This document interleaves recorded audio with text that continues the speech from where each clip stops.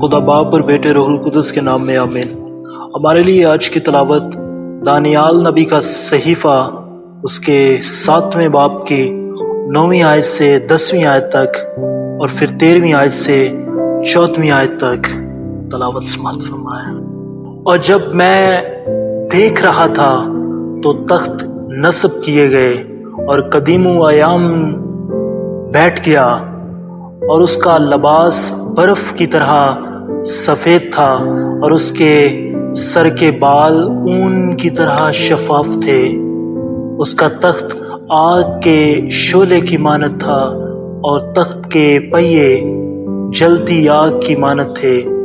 اس کے حضور سے ایک آتشی ندی نکل کر بہہ رہی تھی۔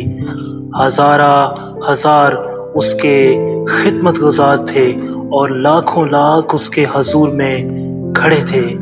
تب ارباب عدالت بیٹھ گئے اور کتابیں کھولی گئیں۔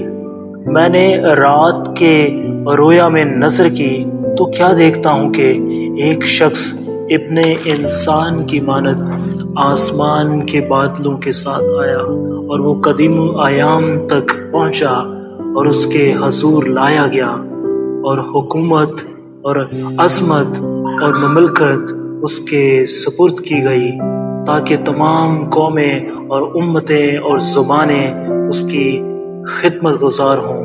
اور اس کی حکومت ابدی اور لازوال حکومت ہے، اس کی مملکت غیر فانی ہوگی۔ کلام اقدس کے پڑھے اور سنے جانے پر خدا کی برکت ہو۔